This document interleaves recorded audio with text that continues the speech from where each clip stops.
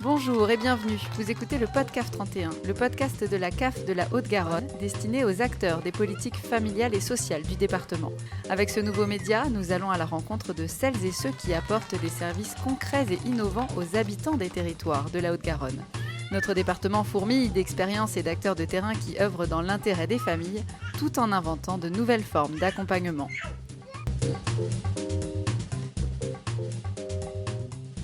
Aujourd'hui, je suis à Bon Repos sur Ossonel, un village d'environ 1000 habitants, à 5 km de Senlis et quelques encablures du département du Gers.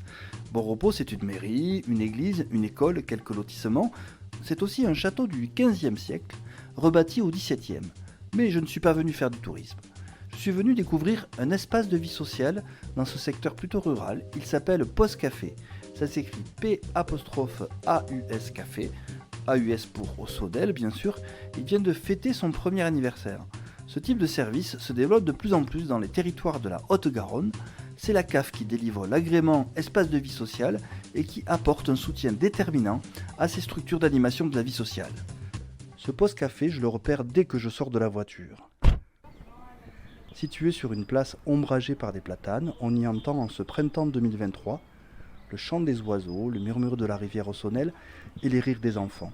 J'ai rendez-vous avec Anne-Florence Patrizi et Séverine Jublot, alias Anne-Flo et Sève. Elles sont à l'origine du projet et sont désormais les deux permanentes du lieu. Bonjour. Bonjour, donc je suis Anne-Flo, agitatrice de territoire pour l'association L'Essentiel et depuis un an au Pause Café à Bon Repos. Bonjour, je m'appelle Sève, je suis agitatrice de territoire à l'association L'Essentiel. Le poste café est né d'une rencontre. Anne-Flo nous la raconte. L'association L'Essentiel a existé en février 2020, était en itinérance jusque-là, jusqu'à une super rencontre avec la municipalité de Bon Repos sur Ossonel, qui nous ont dit hey, les filles, on a un super lieu, est-ce que ça vous dit de faire des choses dedans ? Et nous, en recherche d'un lieu, on s'est dit ok, c'est cool, on les a rencontrés et puis on a rencontré les habitants pendant 4 mois. C'était l'ancienne salle du conseil municipal. La mairie a eu la volonté de l'investir pour faire vraiment un lieu convivial cœur de village. Et puis eux, ils ont créé leur salle municipale ailleurs dans la mairie et ont fait toutes les rénovations dans cette salle-là. Et nous ont mis à dispo ce café avec tout aménagé, de la cafetière aux tables, aux chaises, aux petites cuillères, tout joli. Qui dit association dit bénévole. L'espace de vie sociale a su rapidement créer une dynamique de participation dans ce village, déjà bien doté en association. Il y a beaucoup de bénévoles qui sont pas là de la même façon tous. Il y a vraiment ceux qui sont à l'initiative d'ateliers et qui sont là soit hebdomadaires, soit mensuels à proposer des ateliers bénévolement. Il y a ceux qui sont là pour tenir le café ouvert quand nous on n'est pas là ou parce que ils kiffent. Il y a ceux sur qui on peut compter en disant là il y a un problème, il y a personne, est-ce que tu peux venir en urgence ? Ceux qui font partie du collège d'animation, qui sont coprésidents. Il y a ceux qui donnent un coup de main pour le ménage, ouais. Il y a ceux qui réparent les tables et les chaises quand elles sont cassées, qui plantent des fleurs, qui font des frites et des saucisses quand il n'y a pas de food truck. Et puis de tous les âges. Notre plus jeune bénévole, je crois, a 8 ans, 7 ou 8 ans. Et il passe le balai, la serpillière. Et c'est trop cool.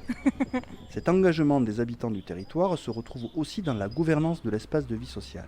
Depuis la dernière AG, là, cette année, on est à 11 coprésidents.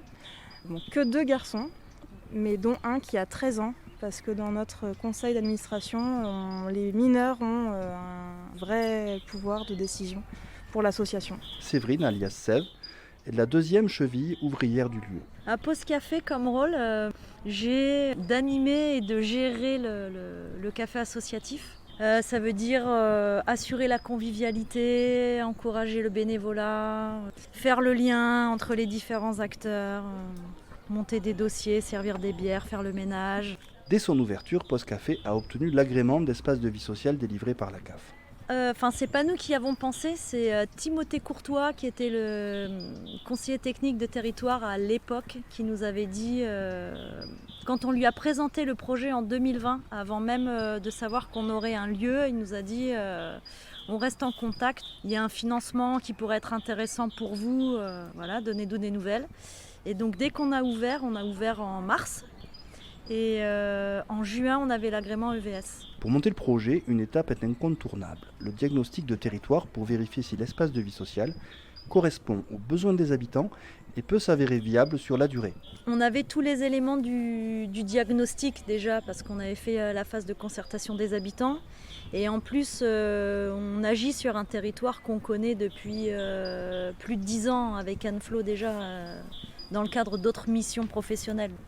Les 2 agitatrices de territoire ont donc réalisé comme une étude de marché, à la sortie de l'école, au petit marché hebdomadaire, auprès des associations, plus globalement auprès des familles de bon repos, pour évaluer la pertinence de leur projet.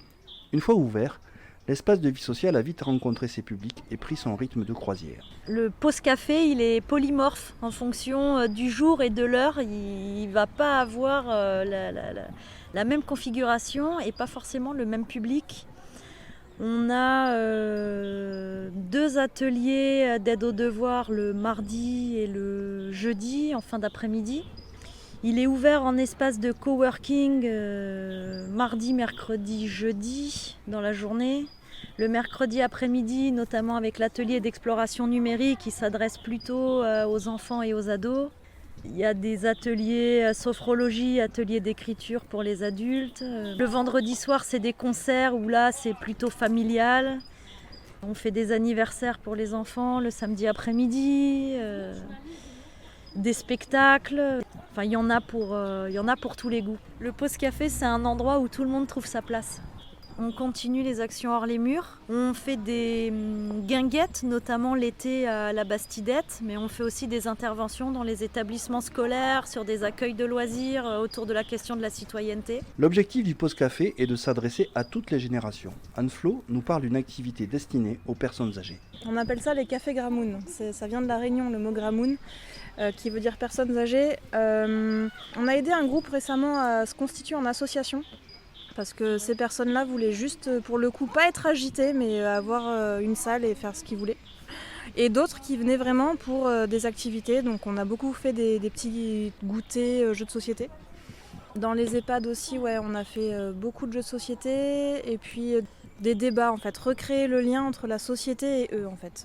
Leur avis. On a fait aussi des ateliers dans des médiathèques. Origami, goûter, lecture de Kamishibai. Donc ouais, on continue l'itinérance, ouais. L'essentiel, l'association qui gère le Pause Café, s'efforce d'être une sorte de laboratoire social local, où peuvent naître les initiatives, où les habitants peuvent trouver les ressources pour leurs propres envies. En fait, la première ligne de nos statuts, c'est de développer un modèle économique, local, éthique et épicurien. Et épicurien, on y tient beaucoup parce qu'on se dit on a envie de se faire que plaisir en réalité. Donc l'idée, c'est que de tester un peu comme un labo, voilà, ça marche, c'est cool, ça marche, mais qui c'est qui veut bien prendre la relève parce que moi j'ai envie de tester autre chose. Et puis toi, tu veux tester quoi ? Bah vas-y, lance-toi.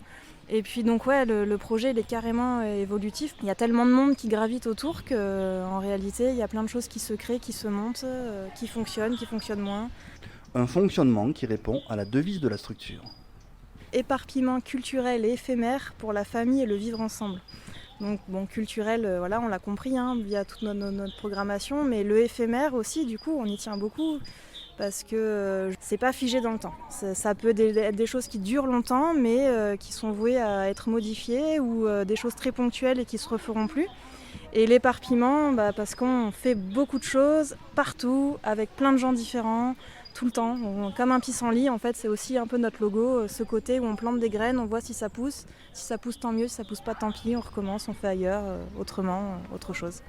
Les espaces de vie sociale créent de la solidarité par le lien. Sève en est convaincue et nous explique pourquoi. Mais ici, c'est avant tout un espace de convivialité, en fait, où on a déjà ce côté social-là, de faire ensemble, en fait, de se retrouver, de discuter et de se rendre service aussi. Ça remet en route ce qu'on pourrait appeler une solidarité de voisinage. Et où effectivement, déjà ici au café, la responsabilité des enfants, elle est partagée avec tous les adultes qui seront là présents avec un œil, même si c'est pas directement notre enfant, et qui ensuite peut s'exporter à l'espace du café parce que les gens se sont rencontrés et ont discuté et c'est genre ça peut être des choses toutes bêtes du quotidien, mais tiens, je suis pas là ce week-end, est-ce que tu veux venir t'occuper de mon chien, ou on covoiture, on s'aide pour tel truc avec les enfants, voilà, ça repermet d'avoir un lien et du service. À la table où je converse avec les deux animatrices, André, bénévole aux cheveux d'argent, nous a rejoints. Pudique, elle ne dit pas son âge, mais écoutez-la, elle est ravie de l'activisme de l'espace de vie sociale. Bonjour, je m'appelle André, je suis de Saint-Lys. Je suis bénévole au café depuis qu'il existe. Je suis bénévole et aussi je profite du café dans la mesure où je viens le vendredi quand il y a la musique, donc j'en profite aussi. Je suis venue à ce café parce que d'abord je connais Sève et Anne-Flo depuis longtemps et parce que j'ai beaucoup fait de bénévolat un peu partout, que je suis aussi à la recyclerie de Séguède et que j'aimerais que ce territoire vive un peu plus que ce qu'il vit. J'y habite depuis 40 ans et je trouvais que c'était assez morne et donc je suis très enchantée de toute cette animation.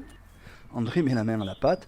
Tous les vendredis soirs, elle tient le café, mais elle a créé également un atelier qui correspond à l'une de ses passions. Je fais des pauses grappillage parce que j'adore faire découvrir et cuisiner les plantes comestibles sauvages. Et donc j'ai lancé un samedi matin par mois pour faire ça. C'est ce que j'aime en fait. Parce que bon, moi de ma génération, ce mélange existait. Les gamins n'étaient pas laissés livrer à eux-mêmes, c'est-à-dire qu'il y avait toujours des associations pour les prendre en charge, même le dimanche matin. Que j'avais envie, c'est que ça reparte un peu comme ça. Et maintenant, vu qu'on a plus ces lieux de rencontre, il faut les recréer. Donc on est en train de les recréer, donc c'est que du bonheur pour moi. L'essentiel, l'association qui gère le poste café, va vivre son second été au bord de l'Aussonnel. Les concerts vont reprendre sur la place du village ainsi que les animations d'été. Et ainsi, avec toutes ces autres activités, continuer à animer la vie locale. Après un dernier petit tour au comptoir, je quitte Bon Repos, c'est sûr.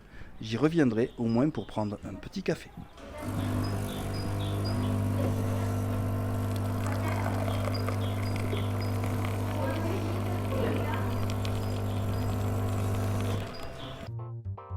C'était le Podcaf 31, le podcast de la CAF de la Haute-Garonne. Retrouvez-le sur les pages partenaires du CAF.fr, sur la chaîne YouTube et les réseaux sociaux de la CAF, ainsi que sur la newsletter Acteurs et Territoires. Et n'oubliez pas de le partager.